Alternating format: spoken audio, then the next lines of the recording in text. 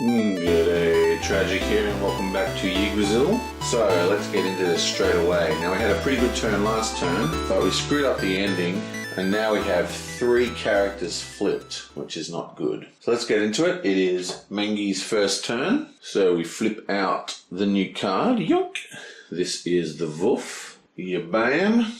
And we need to roll for him. We need anything but... We're actually at level 2 now, so anything but a black or a green.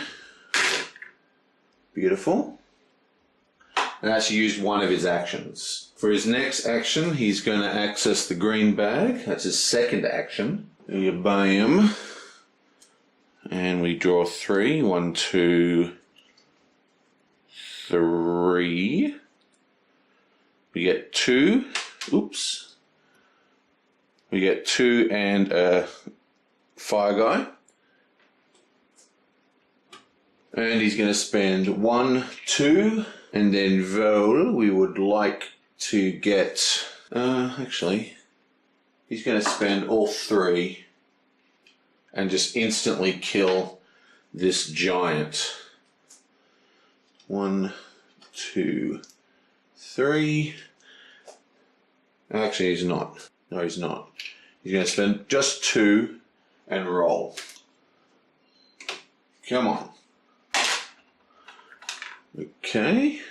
So, the giant is killed. Now, the cool bit. Because Odin's ability is up for trance, means that we can actually choose any ogre from the ice giant deck. And we're going to choose a green ice giant, who happens to be on the bottom there. And that goes up here, and we have completed the green ruin, which means we can take 15 Vikings and distribute them as we like. Now, I don't think we actually have 15 on the here. 1, 2, 3, 4, 5, 6, 7, 8, 9, 10, 11, 12, 13, 14, 15. We do. So we take these 15 guys, and now we distribute as needed. So it's everyone except 1. Come here. So many to pick up. Now looking at the god situation, it's not particularly good. Basically, these guys are getting into the 7 range, which is just ridiculous. That means if they move to here, it's going to cost 7 to knock them back. This guy's only 6 still. So he's got the 3 weapon. He's already got 2. So for starters, let's give him 1. That means he can automatically knock back the dog. She needs 3, 4, 5, 6, 7, and that will knock back 1 of the guys in the front. This guy has a 2. This will end up being a 3. So he needs 2 to knock back that guy. This guy has a 1, so he needs 1, 2, 3, 4 to knock back the fire guy, but it will end up being a 2, so he needs 3 to knock back the fire guy. Now, Mengi doesn't have a weapon, so what weapon should we get for him? I guess we'll get we'll start collecting this one for him. No, we won't. Yeah, so I think what we'll do is we'll give another 3 to Sif, another 3 to Mengi, and the last 2 is we'll give to Frigg. You know, actually... when Mengi used those 2 guys, they should have gone into the bag. So we're going to place that in the black bag instead. Which means that 1 guy left on the Land of the Dead can actually be picked up. And we put that one there. And that will do us. It is now Sif's turn. Let's see what she has for us. And it is the fire guy. So he moves across 1, boing, and then we roll the die. Bounces out. Let's roll the die again. It's a black. So we take 1 of these, and we take from the black. I put it into the black, beg your pardon. Okay, so now we have 2 more turns. So I think we can knock back 1 of these guys. Or we can knock back Loki. I think we're going to knock back Loki. So that is a cost of 2 plus the 3 weapon is an automatic win. So let's move Loki back 1. These go over here. And I picked up that error with the Mangi's tokens during editing. So if you see an extra Viking appear in the underground Land of the Dead area, that is the one that we picked up. And then she's just going to spend another 3 to instantly kill one of these guys. And she's going to take the red icon. Bam. 1 more to get the red to happen. Wow, this entire turn's been a complete mess because we actually forgot to do one of her actions.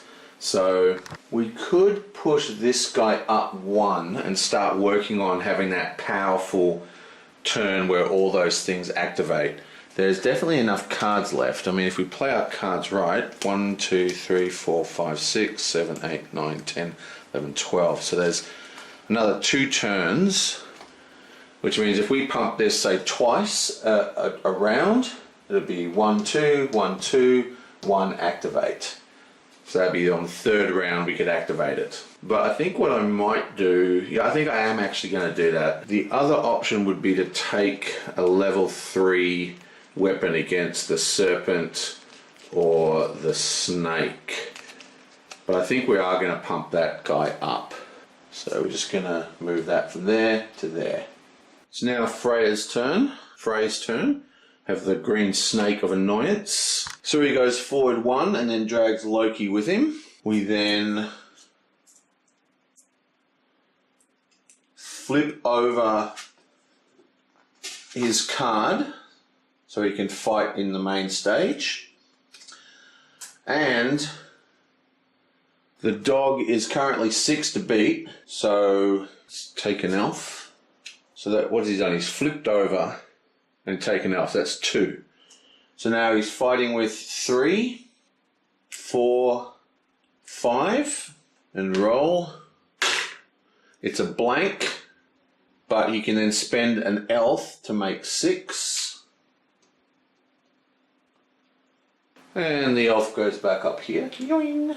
Back in the Land of the Dead, the hordes of Vikings. Back 1. Yoink. Bam.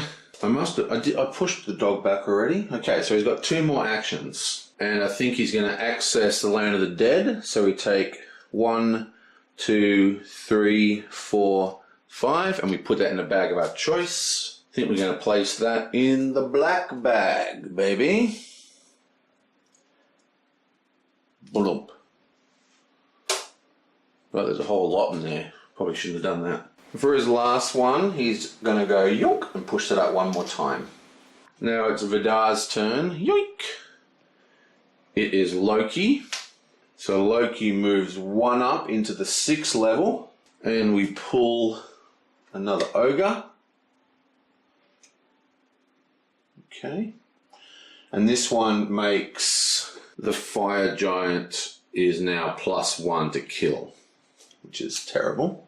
So we just flip that guy over. Yoink.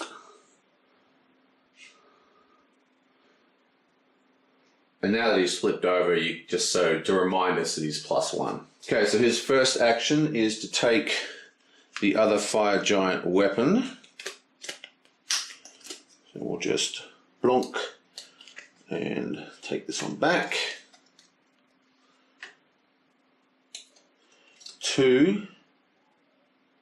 So he is actually going to go, so that's 1, 2, 3, 4, 5. It seems to me while we've got Odin's ability up, we should just pound the ice giants. So actually what I think I will do is I'm going to take an elf for his first action, a second action, and then we're going to pound the ice giants. So that is 2 and a roll. It's a blank, so you have to spend that elf. 1, 2, and this guy's up here. Now we've completed the green one, so we want the red one now. So we're choosing not to fight this one, and instead we're just going to draw the red one.